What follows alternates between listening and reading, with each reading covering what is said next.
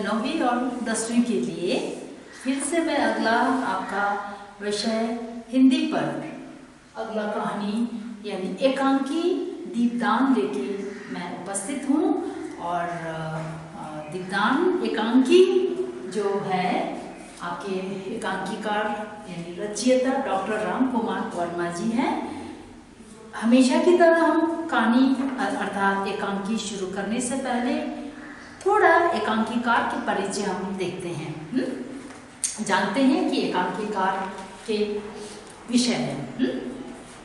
एकांकीकार doctor Ram Kumar Verma का जन्म 15 नवंबर सन 1905 यानी 1905 को मध्य प्रदेश के सागर जिले में हुआ था।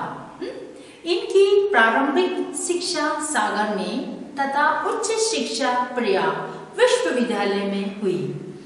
नागपुर विश्वविद्यालय से इन्होंने पीएचडी की उपाधि प्राप्त की। वर्मा जी प्रयाग विश्वविद्यालय में हिंदी विभाग के अध्यक्ष भी रहे।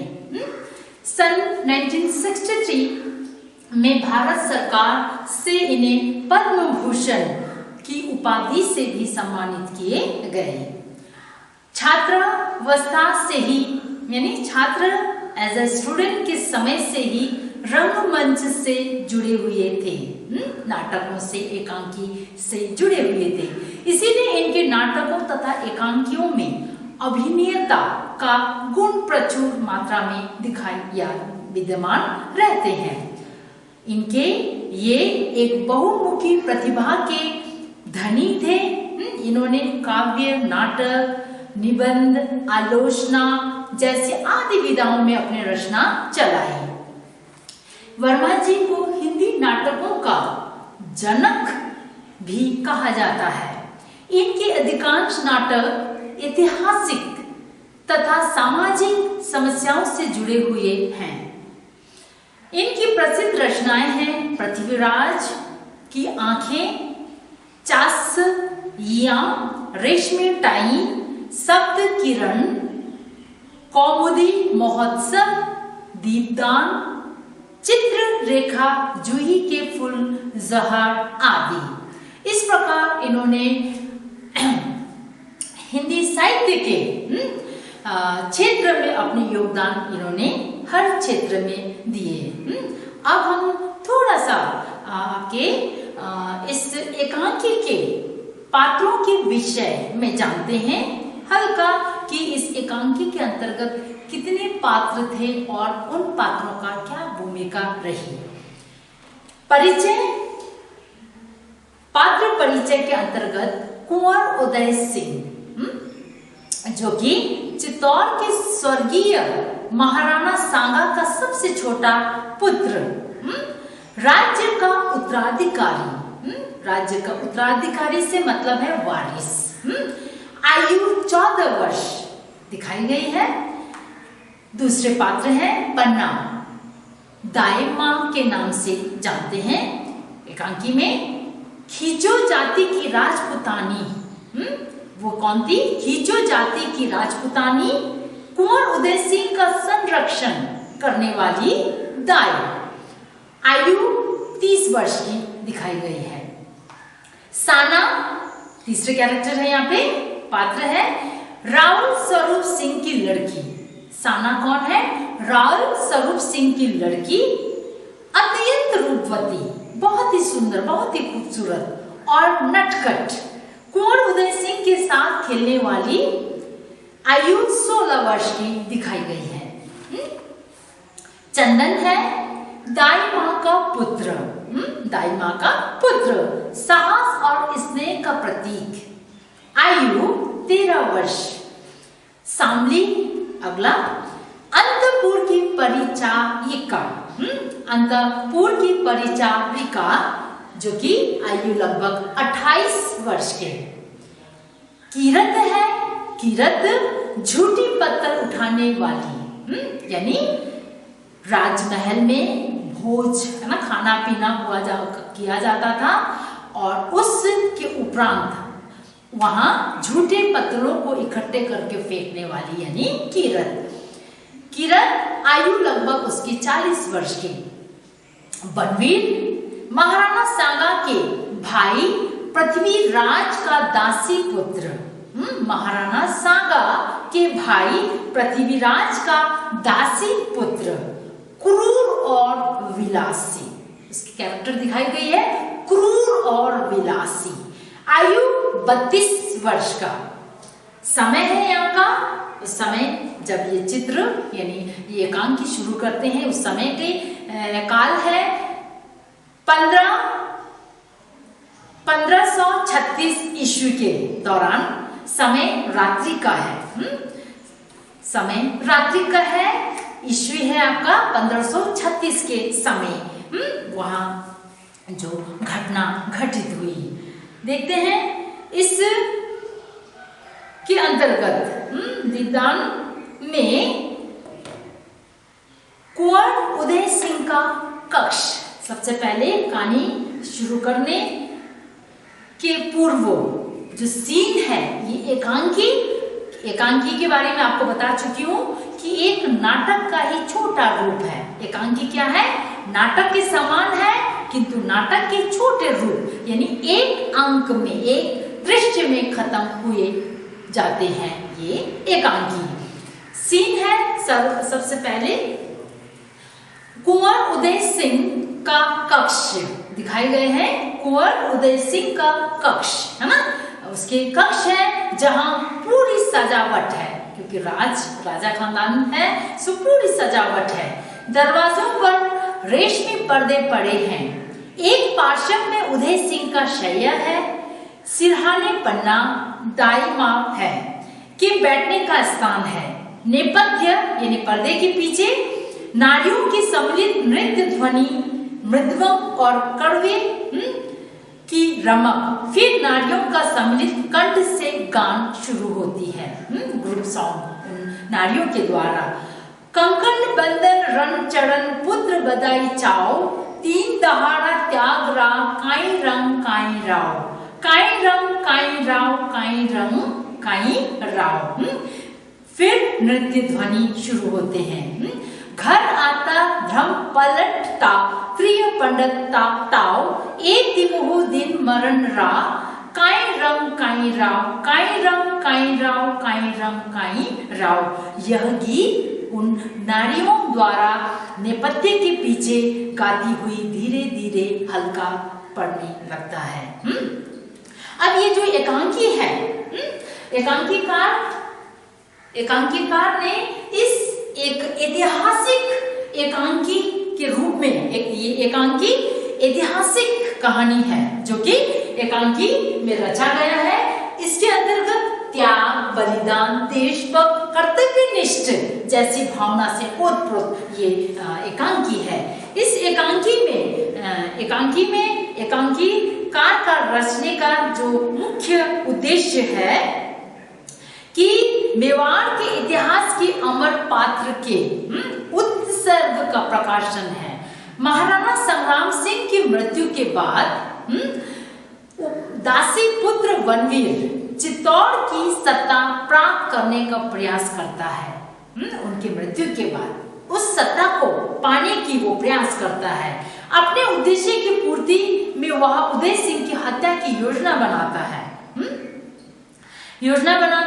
उदय सिंह की रक्षा हेतु दाई पन्ना अपने पुत्र चंदन को उसकी पलंग पर सुला देती है, क्योंकि यहाँ पे दाई माँ की, पन्ना दाई की जो भूमिका दिखाई गई है कि अपने मालिक के प्रति बहुत ही सच्चे और ईमानदारी से उनका सोचना है कि जिस थाली में मैंने खाया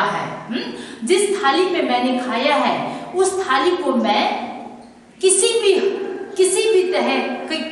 हद तक जाके मैं उसकी रक्षा करने के लिए तैयार हूँ। इसी के चलते बनवीर के हाथों से मारा ना जाए, इसलिए उसकी जगह अपने पुत्र चंदन को रख दिया था। पन्ना अपने पुत्र चंदन को उसकी पलंग पर सुला देती है। मदा बनवीर चंदन की हत्या कर देता है। इस प्रकार राजवंश की रक्षा में पन्ना अपने कुल दीपक का उत्सर्ग कर देती है।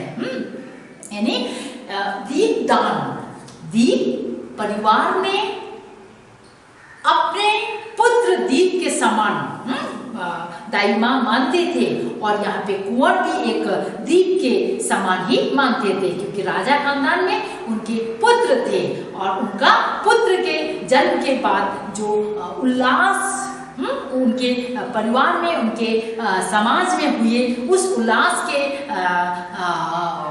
कारण, है ना, उनका नाम जो है दीपदान, इस कहानी का नाम दीपदान पड़ा। सो उस दीप को, यानी दाई माँ अपने ही दीप को बुझा देती है, और उस मालिक के दीप को वो अमर, यानी उस मालिक के दीप को वो जन्म देती है, अर्थात बचा लेती है। अपने ही दीपक का वो दान करके मालिक के दीपक को वो कभी बुझने नहीं देती, यानी अपने चंदन का दान करके वो कुंवर को बचा लेती है। बनवीर की षड्यंत्र या बनवीर की जो हत्या से उसे बचा लेती है। सो यहाँ सबसे बड़ी योगदान जो है आपके पन्ना दाई ने दी है।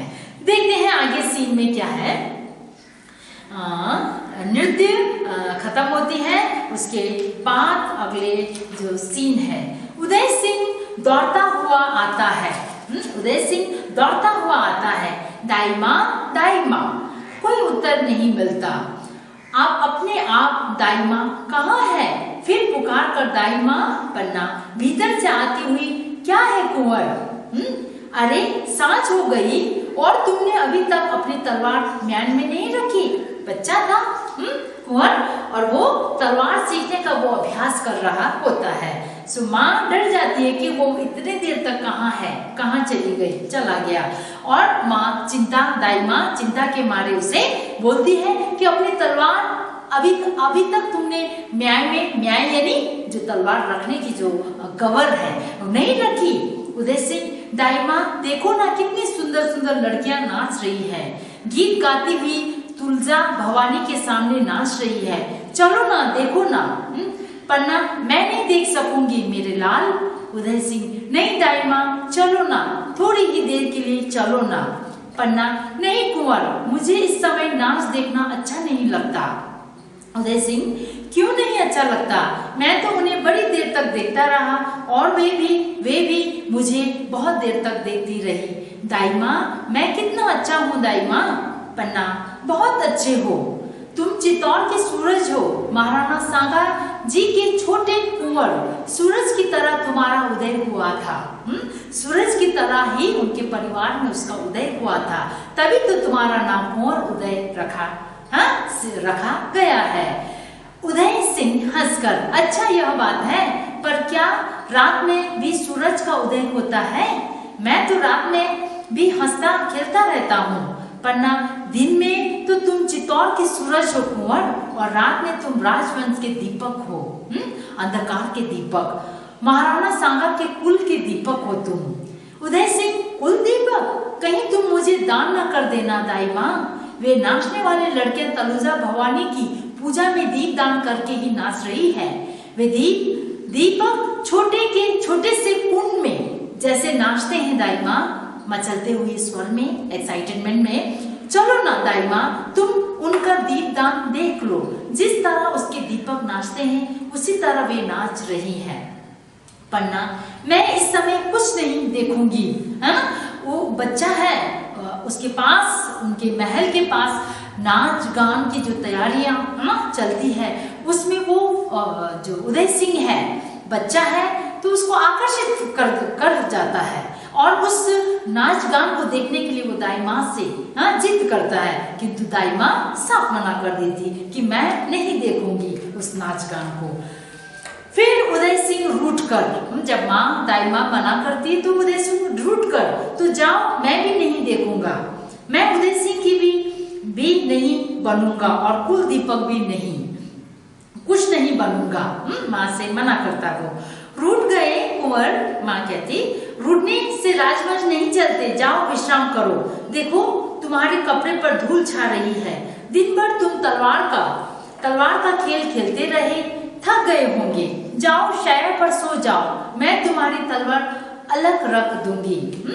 तुम्हारे राजवंश के तुम उदय हो, तुम कुल हो, कुल के दीपक हो, तुम्हें नाराज होना ठीक नहीं है। तुम गुस्सा नहीं, नाराज नहीं, तुम नहीं उदास हो सकती हो।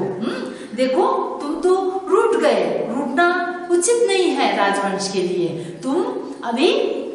तुम्हें तो अभी राजा के वंश को चलाने हैं, आगे बढ़ाने हैं, राजमहल को चलाने हैं।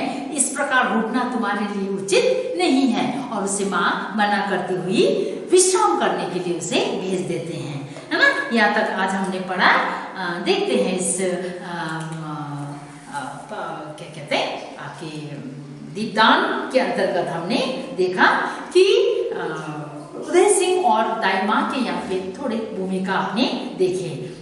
इसके पीछे अब मैंने बताया आपको कि जो बलवीर है उस राजगद्दी को प्राप्त करना चाहते, उस राज में वो अपना कब्जा करने चाहते, जिस वजह से वो अपने षड्यंत्र रच के उनके पुत्र यानी उदय सिंह को मारना चाहते थे।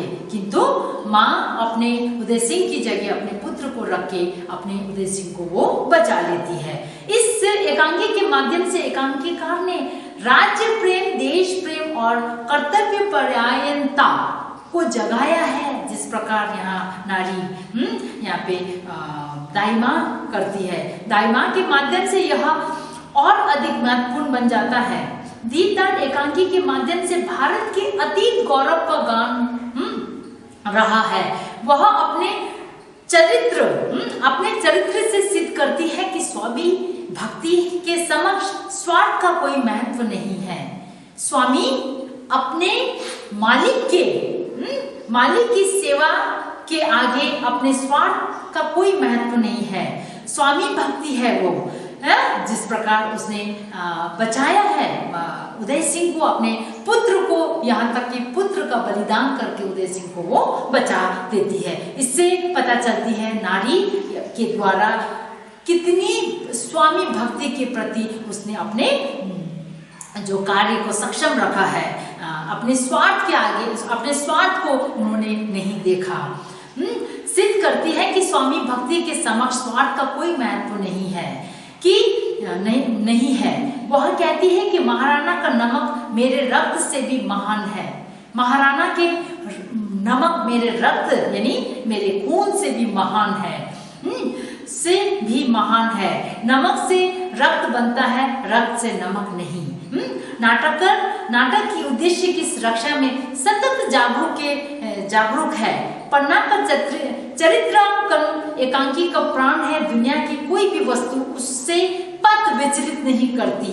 वह सच्चे अर्थ में दीपदान करती हो, यही दीपदान एकांकी का उद्देश्य रही है ना। अपने ही दीप को वो दान करना, यानी अपने ही पुत्र चंदन को दान करके अपने यानी उस कुल के, अपने स्वामी के कुल को वो बचा लेती है। सो यहाँ तक हमने पढ़ा है, आगे मैं कंटिन्यू फिर से करूंगी। आपको भी इतना तक कभी एकांकीकार के परिचय के साथ दो लोगों के बारे में आपको जानना है। एक आपको दाई माँ के बारे में और दूसरे कुंवर उदय सिंह के बारे में। आज के लिए इतना, नेक्स्ट क्लास में फिर कंटिन्यू कराऊंगी।